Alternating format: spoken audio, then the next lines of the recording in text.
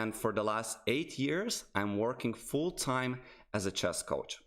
Majority of my students are beginners rated from around 0 to 1800. And today I'm very pleased to give you a lesson on chess tactics, specifically pins and skewers. So this lesson is aimed at a very beginner level. Target rating range would be something like 0 to 1500, which means I'm going to stop quite a bit and explain you the very basic ideas. The format of the lesson is going to be very simple. At first, I will try to explain you the concept of the pin and skewer, what they are, and gradually I will try to give you harder and harder exercises, and hopefully together we will be able to do some hard examples as well. So I'm always going to follow the chat. I'm mainly going to look at Chess24 chat as well as YouTube, so please write your answers over there, and hopefully everything works and I'm live. Just let me take a peek. I think everything is all right. Okay, and let's start the lesson with this very simple example that we see in front of us. So first of all, I would like to explain you what a pin is. Well, I like to describe a pin like this. It's a situation when we attack a piece and there is a more valuable piece behind the attacked one. So in this position, it is white to play, and our bishop could go to the c4 square, not only to attack the knight, but also pin it to the king. So as we move our bishop to c4, we're attacking the knight, and also there is a more valuable piece than the knight itself behind it. You could also say that there are two types of pins. One is so-called quote-unquote absolute one. So an absolute pin is when the piece behind the attacked one is the king. So that's what we have over here. Also, there is a so-called relative pin, which means that the piece behind the attacked one would be not a king. It could be, say, a queen or a rook, for example. What is unique and interesting about this position is that it is illegal for black to move the knight, as if this knight moves, the bishop would check the king. So in this specific position, it is inevitable that black will be losing the knight, and perhaps white has good chance to play this for a win, as white still has a pawn, and hopefully they can, with the help of the bishop and the king, promote it into a queen. So now I would like to show you a example of the relative pin. Let me find number 2. Also, hello everyone. Could you please let me know if you can also hear me well and you can see me well? I will be very thankful for that. And in the meantime, I would like to also show you another example of a pin. The only difference is that this time the piece behind the pin one or behind the attacked one is not going to be a king. So in this position, I think the most important thing to notice is the queen and rook that are on the same line.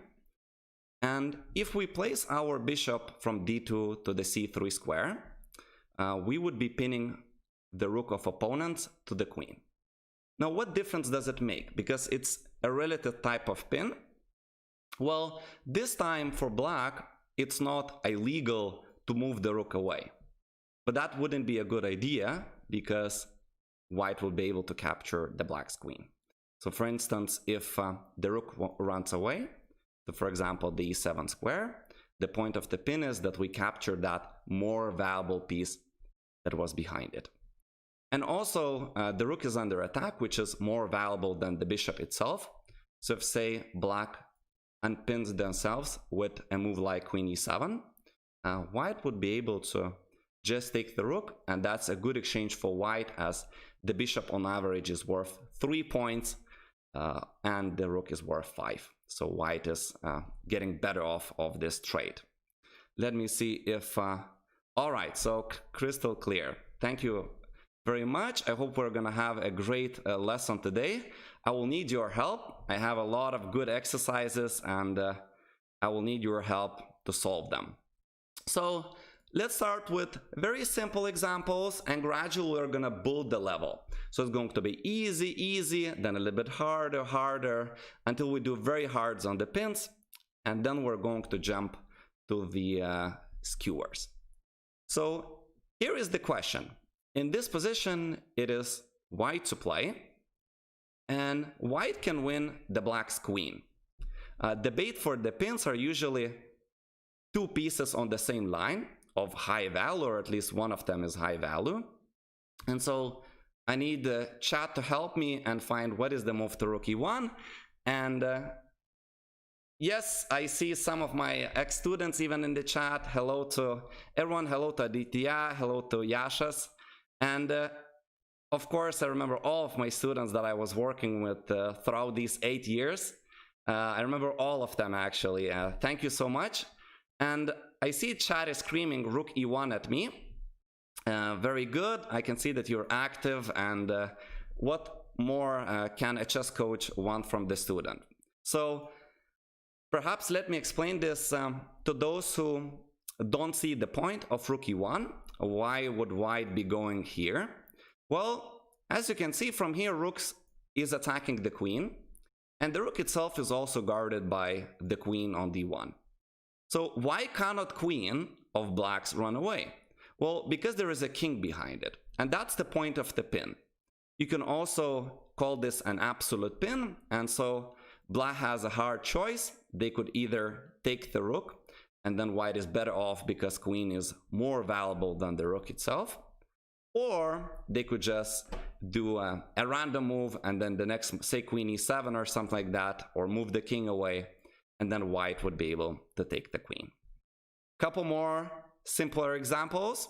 Those of you who want a little bit harder examples, we will get there as well. Although just remember, I will still keep it to the basics, and I have to explain this to all of our viewers who perhaps just knew how the pieces move. So here is another example for you, white to play. And white can again use the pin and win a very valuable piece of opponents. So chat is suggesting many moves. I will give you a couple more moments. Again, my tip for those who are not seeing this very fast would be try to look for two or at least one valuable piece in the same line.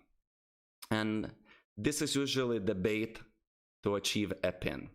So we have quite a few suggestions, and they all are screaming from one move again. So in this position, it feels like it's an opening stage, and perhaps both players should be looking to develop their army and castle and control the center. But it turns out that probably black broke one of the opening rules. They brought their queen out early in the game, and as the chat is pointing out, they will pay the price because white can go bishop to b5. Notice how our knight is helping us and supports the bishop over there. And the queen would love to escape. The queen would love to run away. But the problem is that this is a pin. We're pinning the queen to the king. And so again, it's inevitable that, unfortunately for black, they are going to lose the queen. So they have a couple of options. Again, no good ones. Either take the bishop and the knight takes, or they wait for the bishop to capture the queen. Okay, very good. Last one that is perhaps of similar caliber or similar strength. White to play and win. Someone is pointing out Scandinavian. Yes, probably that was a Scandinavian opening in the last position. Very good. Just going Scandinavian, going very, very wrong, I suppose, right? Okay, we have an active chat. There are many suggestions. Now, this time it's a lot easier to notice two pieces in the same line in the black's position because black only has two pieces if we don't count the pawns. And so you have to use your bishop to pin the black rook and the king. And so we have a lot of suggestions in the chat. And I think majority of you are right. And the move here is, again, bishop to f3. Why this move? Because we're attacking the rook, but also we're pinning it to the king. And that being the main point.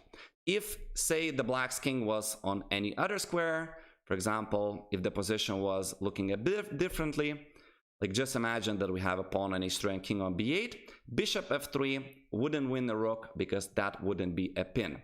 So that's the main point of the pin, that when we attack a piece, there is a more valuable piece behind it. Okay, let's jump to number 6, and this one is going to be more fun already, just slightly bit more harder. And I want you to imagine that black just played knight g to f6. So this move is played on the board, and it is white to play and win. First, I want you to try to see this without me making that move on the board, and I will just make it in a little bit on the board. So here I call this an Caro-Kann opening and a disaster variation for black, because knight g to f6 is not a good move. So what kind of suggestions do we have? Okay. Those who are beginners, I think this is very important for you to know these traps. And those who are, say, 1200 to 1500, we will get to a little bit harder puzzles and even hard ones. Don't you worry. Okay, so I'm gonna make that move on the board. We have a lot of the right moves as well in the chat. White to play and win. Caro-Kann opening, the disaster variation for black. Or catastrophe variation for black.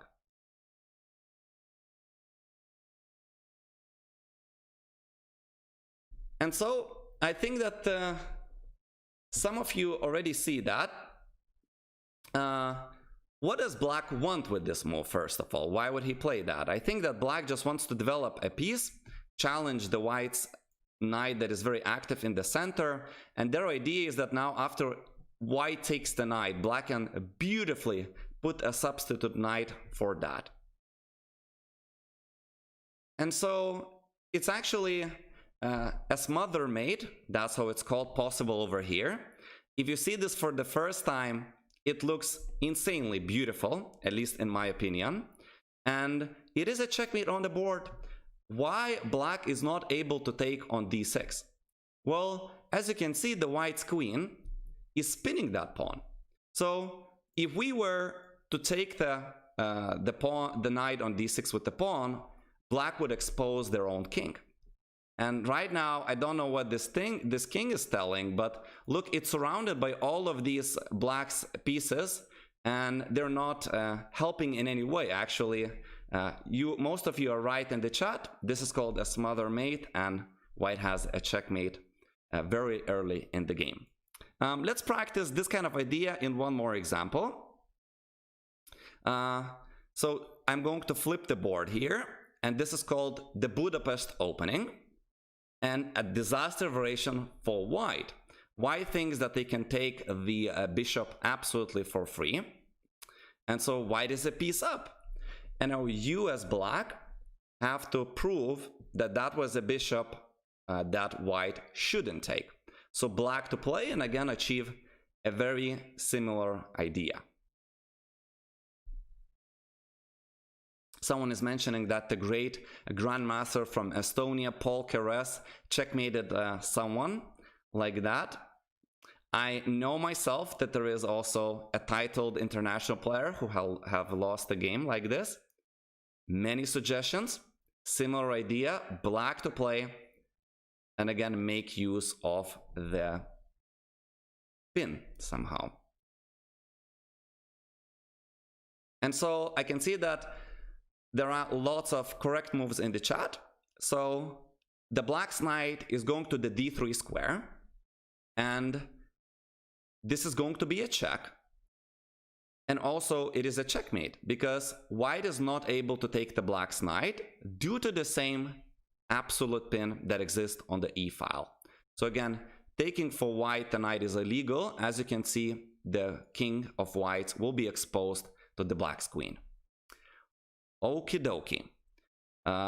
Number 8. I have to keep track of the numbers, but I'm good with them. And one more, perhaps level 1. That's how I call these exercises. And we will jump to level 2 right away. So black to play. What moves can you suggest here for the black pieces?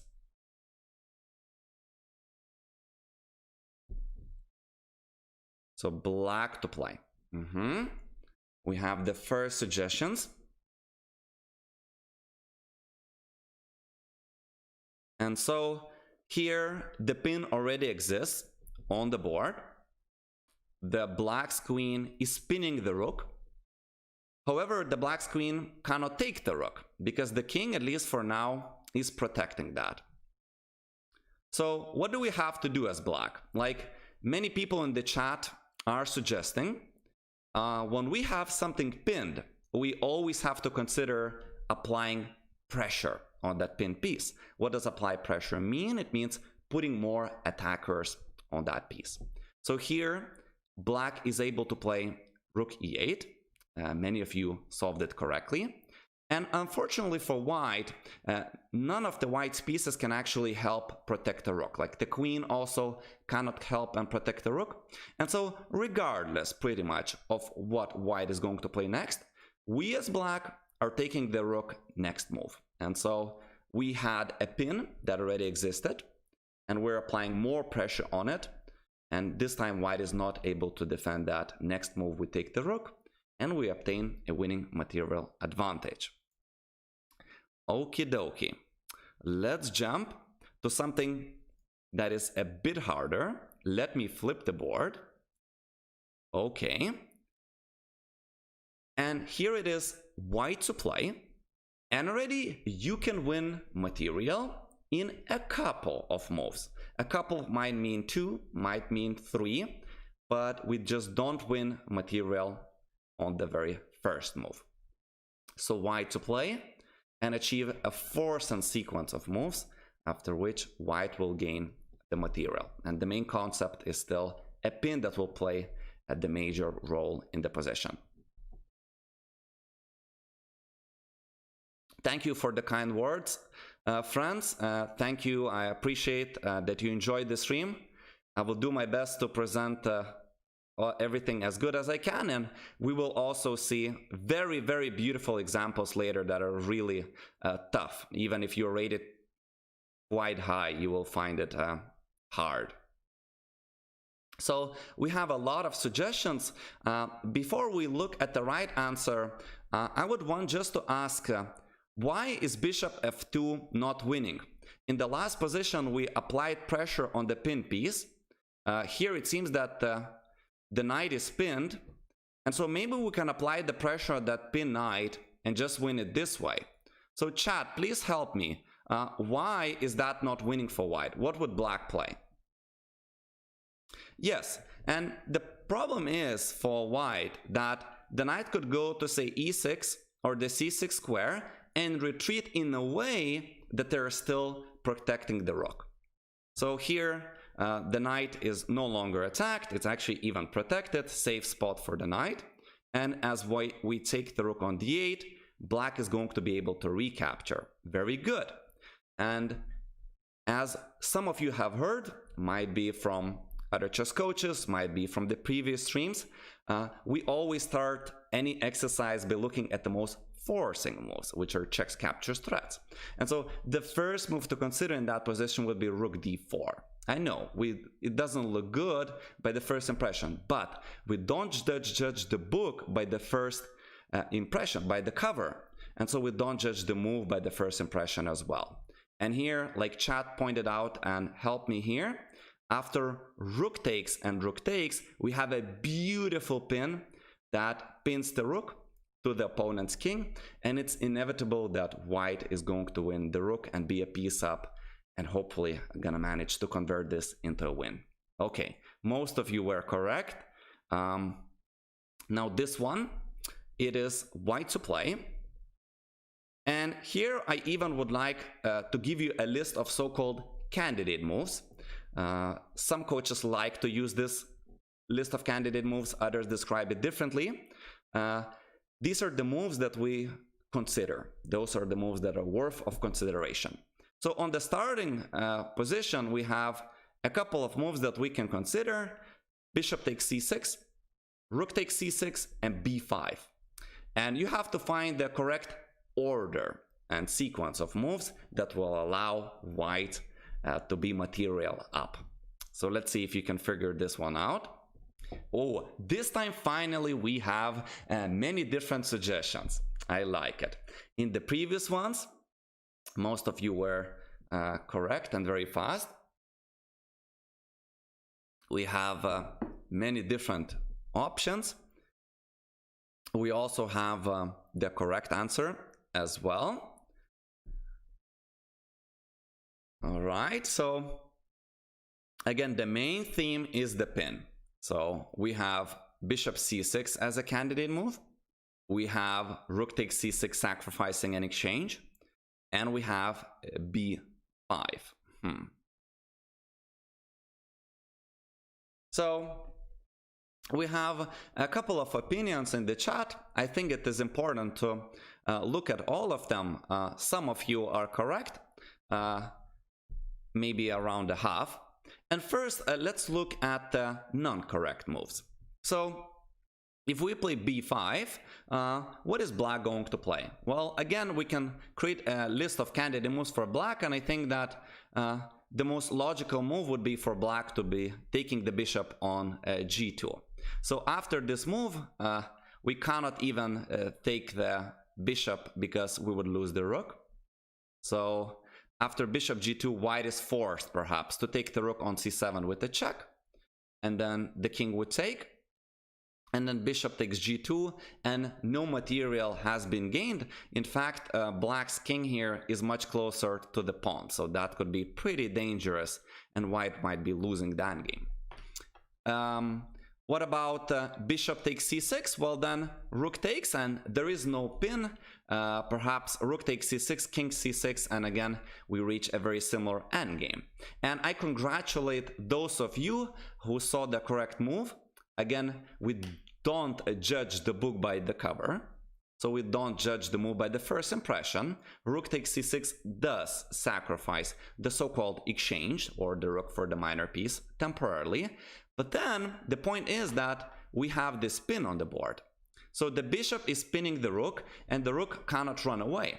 And so this time we can apply more pressure onto that rook.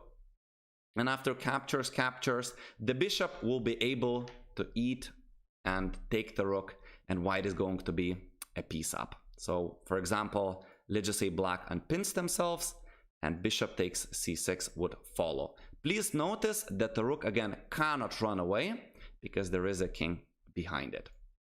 All right, next one, 11. 11. And for me, this was a very beautiful one as well. I only try to show you the ones that I personally loved and thought that they're very beautiful.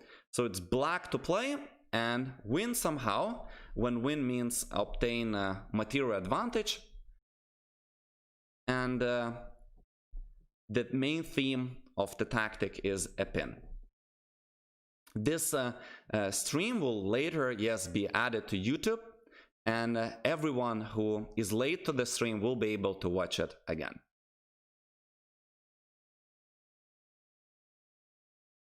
So some of you already found this beautiful move. We have audience on all the channels. I have to mention that unfortunately I'm keeping track on Chess24 chat and also YouTube. I have only one screen, so I'm using my phone, and as well as I'm alt-tabbing and multitasking a little bit to watch the YouTube comments. So I think that one of the things we should notice in this position from black's point of view is this very, very dangerous passed pawn that would love to promote.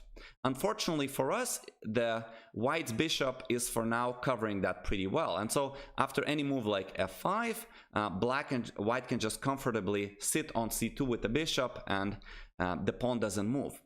And many of you were correct in the chat. We placed the bishop onto b7 square. And what we're doing, we're sacrificing a bishop. Why would we do that? Well, the idea is that we're sacrificing the bishop in order to get a new queen, so that the king would be happy.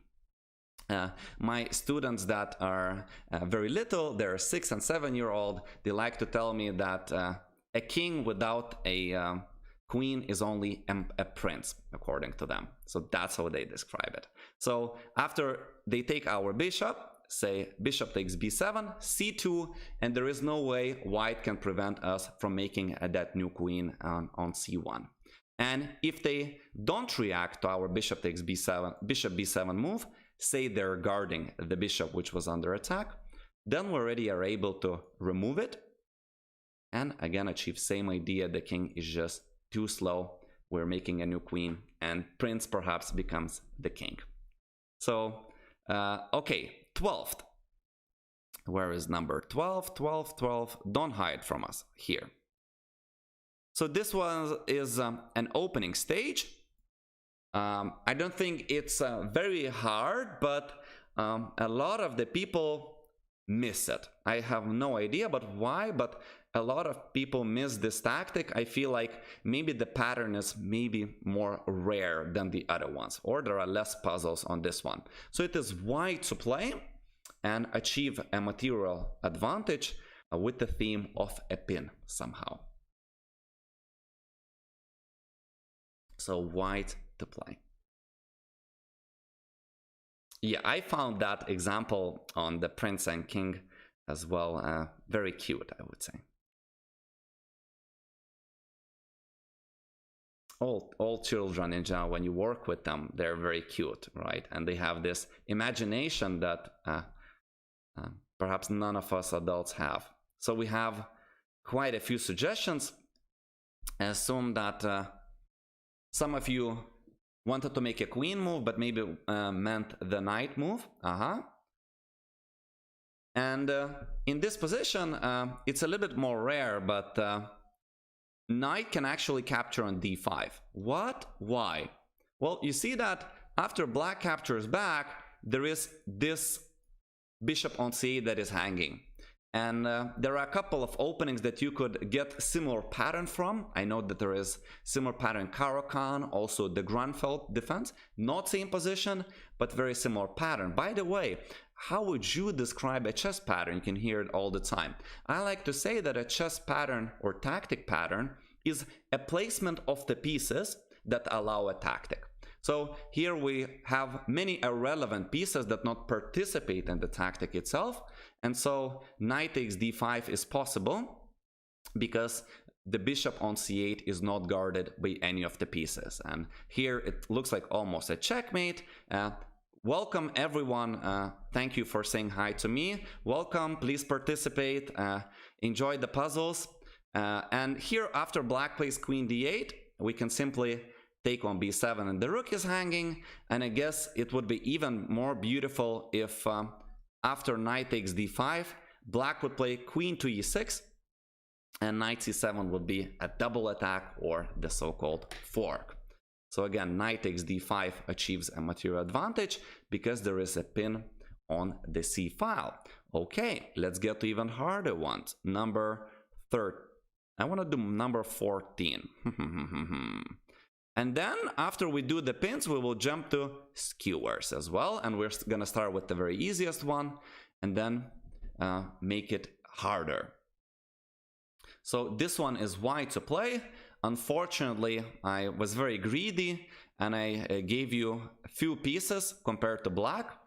You are currently a rook and a minor piece down. Well, that's a lot, right? But you can get everything back, and so it is white to play. And actually, if we count all the pieces, you will be ahead in material. Slightly a little bit by having some extra pawns, perhaps. So let me see what are the suggestions here in this position. White to play and obtain at the very least equality, and perhaps even slight material advantage. So what pins exist in this position? We have a bishop over here that is pinning the knight to the queen. It is a relative pin, so it's legal to move the knight. However, then bishop would be able to capture the queen. So a lot of you are suggesting the move queen to g8. We're sacrificing the queen for the rook, while the black's knight would capture back. Then we're able to capture their queen. However, those who are a little bit more advanced, I would have liked if you also saw the last move in the position, which is bishop takes a8. Because if we don't play bishop takes a8, we're still behind in material. So here, after we play bishop takes a8, that's a full line. We can stop and evaluate the position over here because the forcing moves are over, and we have a slight material imbalance. It would be a rook versus two pieces, but we have a lot of pawns, and white has really good chances of playing this for a win. So again, queen takes g8 is possible, because after knight takes, we're exposing that pin and bishop can capture the queen of opponent. Okie dokie. Let me find number 16. And this is perhaps a bit more complicated in a way that there are many pieces on the board. So if I would remove the unnecessary pieces off the board, it would be really not hard for those of you who are in the rating range of, say, 1200 to 1500. Remember, the target audience of this is for 0 to 1500 ratings.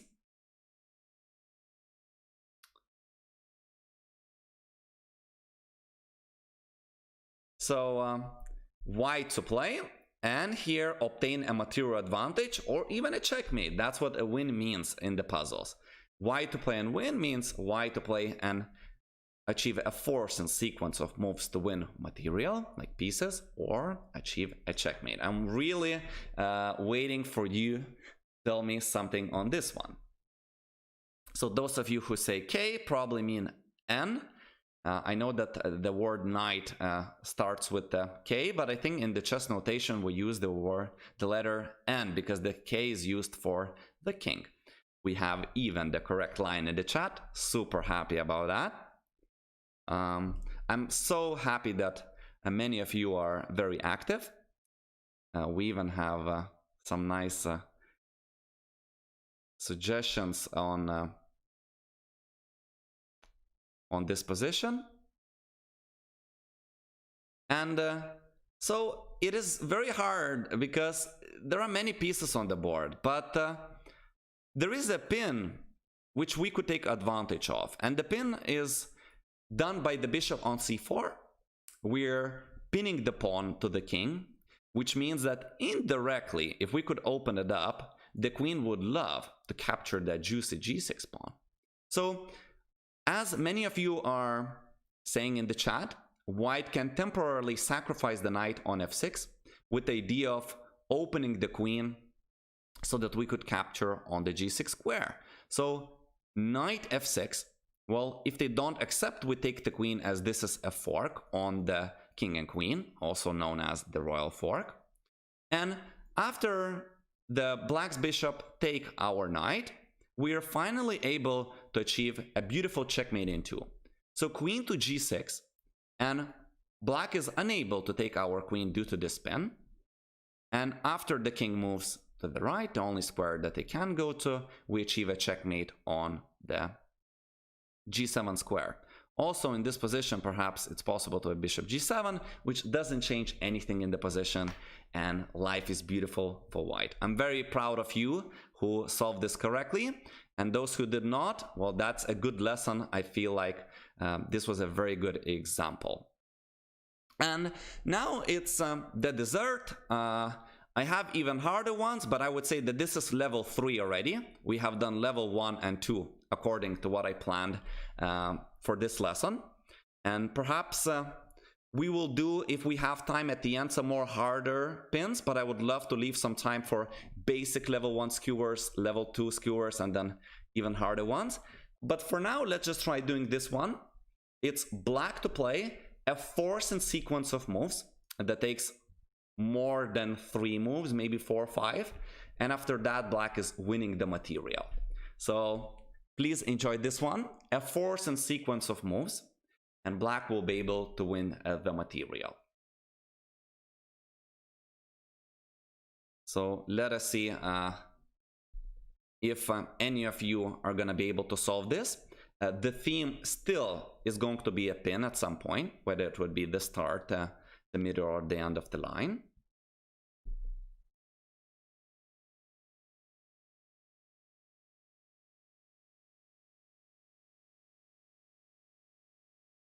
Any suggestions? I know that this should take some time, so not the very easiest one, but my tips are these. When you start any kind of puzzle and you don't know even the theme, or it's in the game, and you want to calculate, start the calculations by the most forcing moves. So we can even create a list of candidate moves here. They're not all, I don't want to give out all the secrets, but so far we have these moves that exist for us as forcing ones. And maybe after some of these moves, in perhaps the right order, there are new candidate moves that would allow us to achieve the tactic. And so some of you are already making your suggestions, and I'm happy that you are thinking in the right way. For now, there is no pin, but I think that very good players could notice that there is a potential for a piece to be pinned on this diagonal, especially if we somehow would be able to take the bishop and the queen would end up there, right? So we're just doing the most forcing moves, and I think that rook c1 is the most forcing one, because if we start with bishop to b5, this would allow white an extra option and take on c8 with a check. So we don't want to give options to our opponent. We want to make the lines as forcing as we can if they lead to win according to us. And so we start with rook c1, queen c1, and now we have a new candidate move, which a lot of you spotted.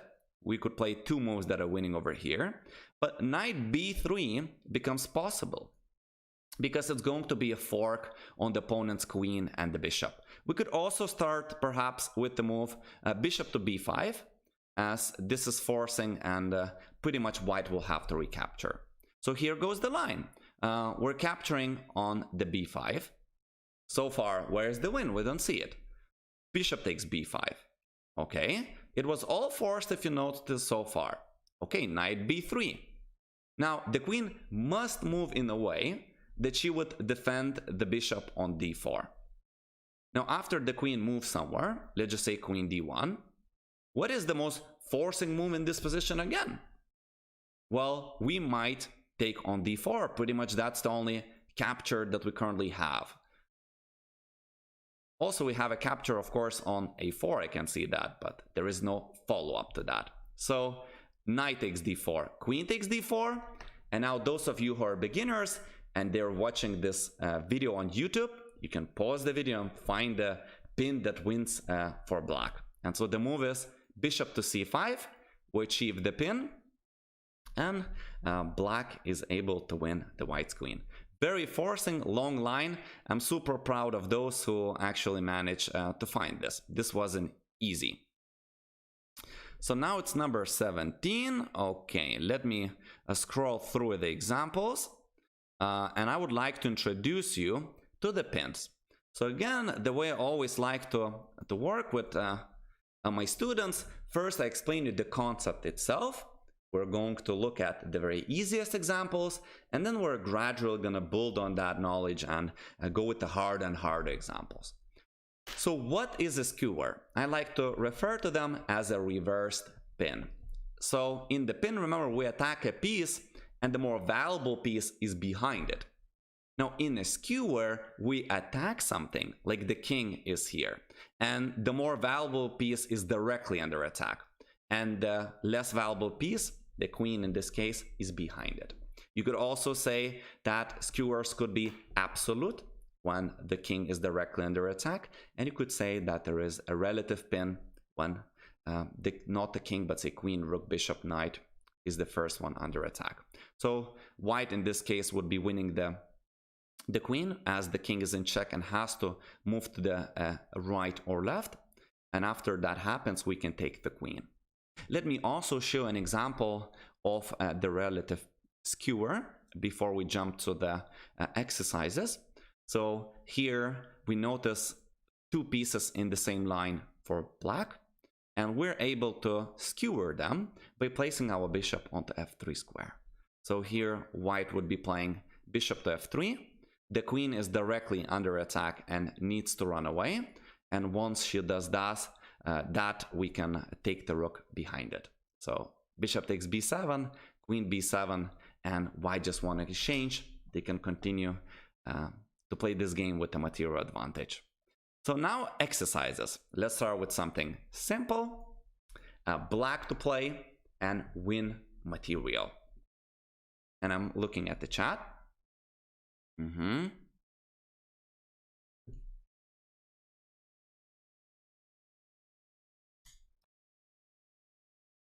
So black to play and win material. Look at the forcing moves, although there are no checks or captures in this position. That's what makes this one harder. So remember that other tip that we used with the pins. Notice two pieces on the same line, right? So that are valuable. Of course, there are many pieces that are on the same line, for example, on the back rank, but there is no way black can attack them in any way. So they have to be somewhat exposed so that they could be under attack. So here in this example, I think it's very important to notice the white's queen and the rook being on the same diagonal as our bishop on g7. And we would love to open up the fire.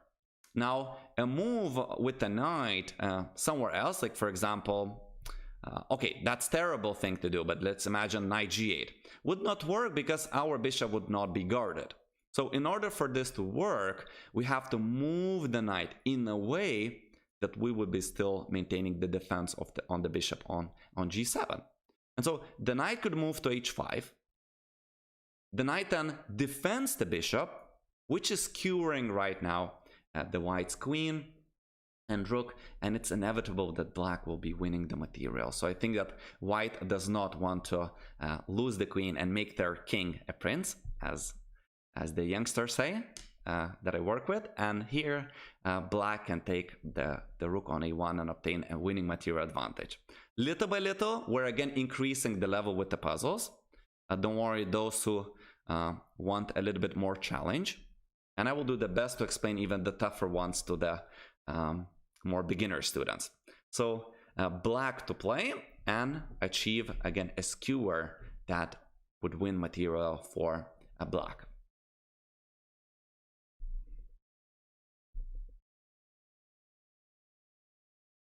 Black to play and achieve a skewer that would win material for black. Oh, some of you are so fast. You're so fast.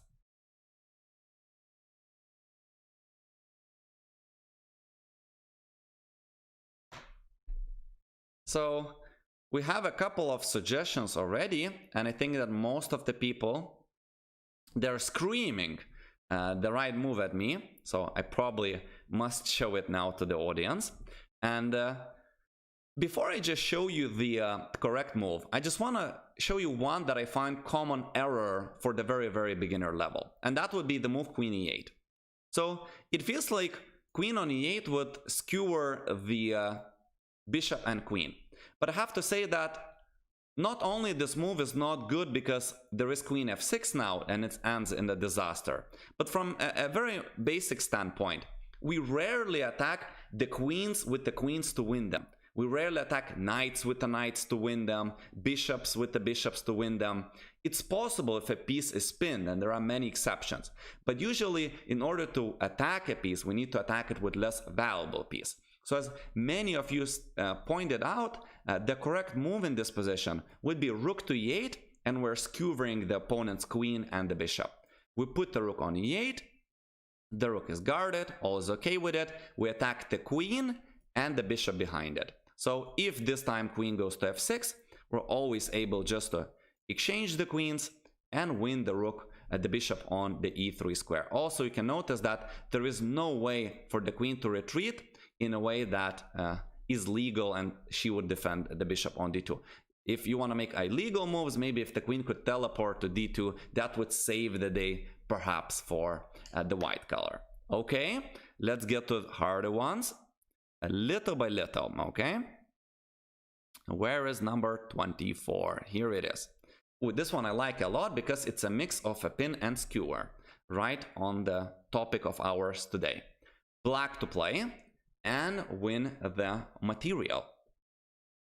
Or if you see a checkmate, that would be great as well. But at least I don't see a checkmate in this position, so it must be winning the material.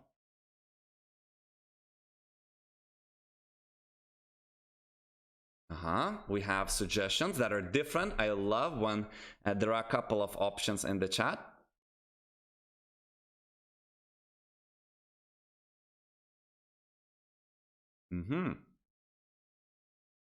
So we have two opinions now, and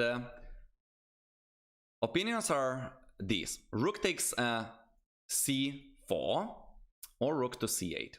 So let's start with rooks to c8. Rook c8 is putting a pressure on a piece that is pinned. Great idea, and that's definitely something that could win pieces in a lot of the examples.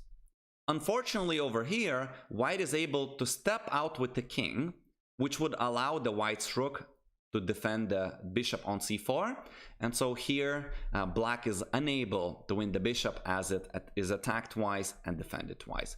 Yes, now white is a little bit paralyzed, and say black could take their time and maybe even improve their position, like bring the king over here, but white is just staying there, and perhaps at least here white would be able to maintain material balance. And the rest of you suggested rook c4, which is much more forcing move. And why would those people be thinking about sacrificing an exchange? Remember, we don't judge the book by its cover. We don't judge the move by the first impression. What we have to look for is the follow-up to that move. So rook c4, king c4 allows a skewer, rook to c8, and after that we're winning the rook on c1. Bravo. So king moves, and then rook takes c1. Okay, now I want you to solve a very similar one, black to play and win with kind of similar pattern. Don't forget to look at the whole board. Looking at the whole board for every chess player, it's like being aware of all 60 squares, super important.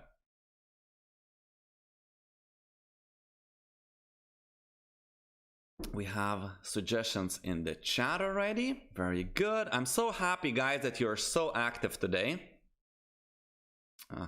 I don't feel lonely anymore when there are so many of you interacting with me online. And here, I think that the hardest thing to notice for the beginner would be, what does queen g5 and pawn g5 lead to? And they might even see that there is a follow-up of rook h1, which will skewer the king and the rook. But it's very hard for them to see, for example, that this rook on a1 can help black in any way to win the material. A lot of times they would notice this check, but that rook in the corner is what they find it a little bit harder. So that's why I always encourage you to be aware of all 64 squares. So most of you are right. Queen takes g5 is the most forcing move, and perhaps one of the only moves we're considering in this position, which allows us that skewer on the first and vulnerable back rank of whites. So after king is lifted, say to the e2 square, we're able to grab it and win the material. Okay, number 26. And this is an idea that you can use against many players in the endgames. Classical as the Beatles or chess itself. And white has this endgame, pawn down, but very dangerous pass pawn on a7. And we would love to promote it. Unfortunately, it looks like it's not easy to promote. And I have used this in thousands of games and won thousands of such rook endgames with such an idea. And let's see if you can figure it out, how to promote a pawn or make black lose the rook, as they will have to sacrifice the rook for our a7 pawn. And I can see lots of good suggestions. I think this is also a common pattern in the online puzzles, but also a must know. So what's the idea? Well, the point is that if we move the rook, say, to a square like b8, he's always able to take the pawn on a7. So a lot of times we win these endgames by, if black, for example, has a king wandering somewhere on the board. So then we're able to give a check, the black's king has to react, and then we make a new queen, and the life is beautiful for white. As we're material up, queen and rook are guarding each other. But it's a lot tougher if it's that position. And so this idea will help you in a lot of these endgames. And the idea is rook h8. So first of all, we're threatening to promote the pawn next move and make a new queen. And if black makes the most obvious move and take our pawn on a7, then we have a beautiful skewer. You can, if you're a beginner, you can pause the video and try to find it. And that would be rook to h7. Rook to h7 skewers the king and the rook, and white is going to be material up. For example, king moves, and now we have to just to win this endgame. Congratulations, all of you who got it correctly. Number 27, white to play, achieve a force and sequence of moves, and on move 3, it takes 3 moves for white to win material. Okay. If you're giving suggestions, please note all the line. Not just the first move if you can, but if it's possible, 2 moves or 3 moves, however, whatever number you're able to see.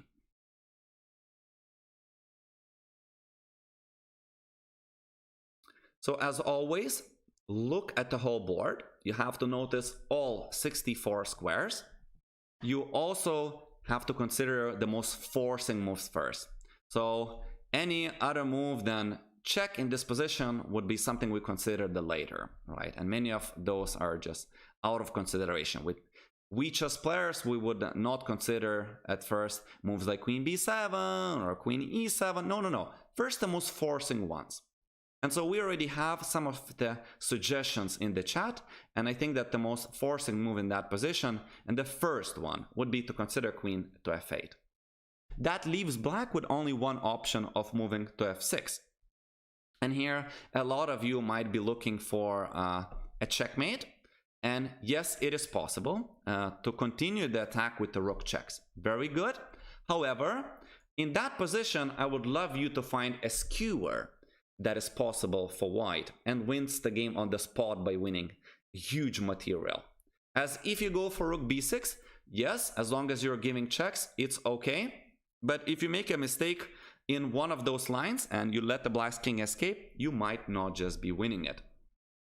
Thank you for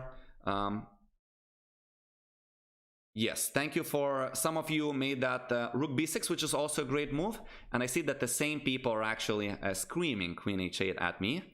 And then we are skewering the black's king and the queen on a1. What's hard for beginners here? That queen on a1 seems to be not participating a lot, or at least you don't view it as an object of potential attack. It is playing a major role, as the queen cannot give this check on d4. If queen was anywhere else, that could also be dangerous. But here, queen f8, king to f6, and now queen h8, a skewer across the whole board.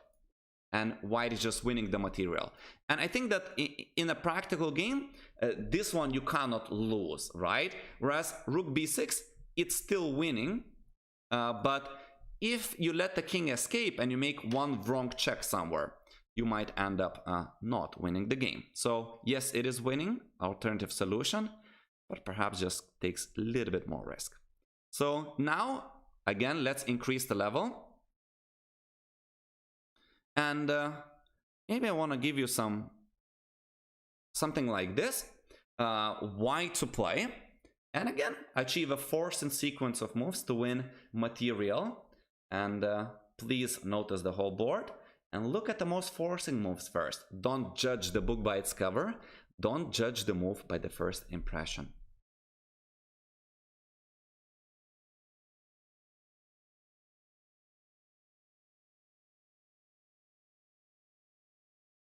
So many people are saying that it's hard to find the solutions in the game, as you don't know that there is a puzzle. And it's a problem not only for you and me, but also for grandmasters. Many times when grandmaster miss tactics in the game, after the game you tell them at this point there was a tactic. They see it instantly. They just remember it and they go, ah, how could I have missed that? But it happens to everyone, and it's normal. I guess that's just our human nature over here. Very happy with a lot of you, and congratulations. The first move to consider actually was the bishop sacrifice to e5. It's also very, very natural to start looking at the checks. Queen d8, queen c3, all good with these moves. Perhaps the problem after these moves is that, say we play queen c3, it looks like a skewer again, but the black's king can move in a way that they still defend the queen, and we cannot win that queen anymore. Oh, here we have a double attack, queen c4, as I can see, and we're double attacking the bishop and the king. So I feel like the correct move here probably is king g6, and now I cannot see any double attacks or threats by white. All right, and unfortunately none of these checks lead to a winning advantage or material gains for white. So we're considering a move bishop e5 to lure the king out, and then after we do the same skewer, queen c3, now the king cannot move in the direction or the square where she would be defending that queen behind it. Right? So the king must move somewhere. Regardless of where it moves, we're winning the queen on the next move. Congratulations. Bishop e5 is a sacrifice that not many of us would perhaps consider immediately, unless it's just pattern recognition and you have seen such puzzles. I would like to remind you what the tactical pattern is, I believe, a placement of the pieces that allows a tactic to happen. So if your imagination can see this instantly, then maybe bishop e5 comes to you like that. Okay, 29th. More fun ones. No, let's go with the most fun ones maybe. 30. What about this one? Maybe for the dessert, I want to give you something really good, okay? Something very beautiful. All right. So 18, I believe. 18 or 19. This one. This is still not a dessert. The dessert is 18. So that we would finish with fashion. Where is 18? Here. So this is the one. And it's the hardest puzzle that we have solved today. And maybe if hard means also beautiful, then it's also going to be the most beautiful one. So this is going to be black to play and win material. Hello to all of those who just joined. We're at the end, but you will be able to rewatch all the lesson on YouTube. It's going to be put there, hopefully. And so this line, it takes time. Guys, I'm very happy that you were very active. You're suggesting the move, Queen h7. But I would also encourage you to give us the full line. So Queen h7, what will white play? What are you going to play next? The question is, how do you remember which puzzle number is a great puzzle? Because I prepare a lot for my lessons, and I know every number by heart that is attached to the position. I'm the man of preparation, hopefully, because I feel like that's important quality for any position, any job position, I guess, right?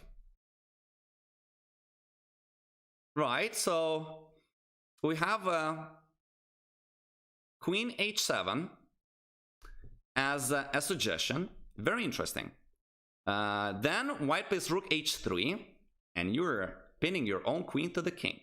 Okay, I get it, right?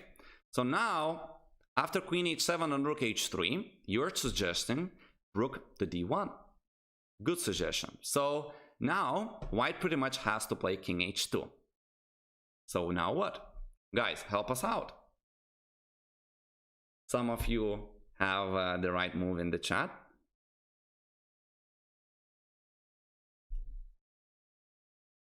King to h2.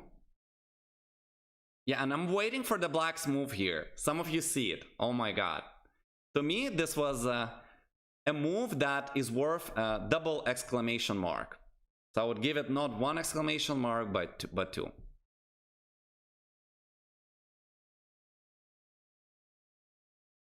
And now you're finally seeing this. So Rook h1. Please tell me it's beautiful in the chat. Do you agree, or just me?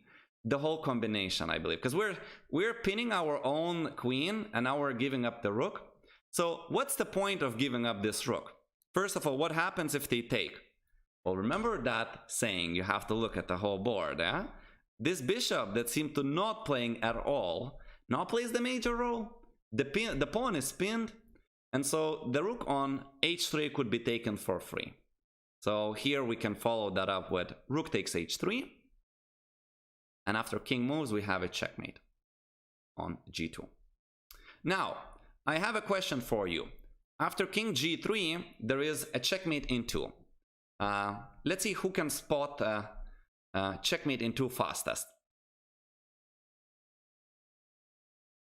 Okay, I'm very happy that most of you found it beautiful.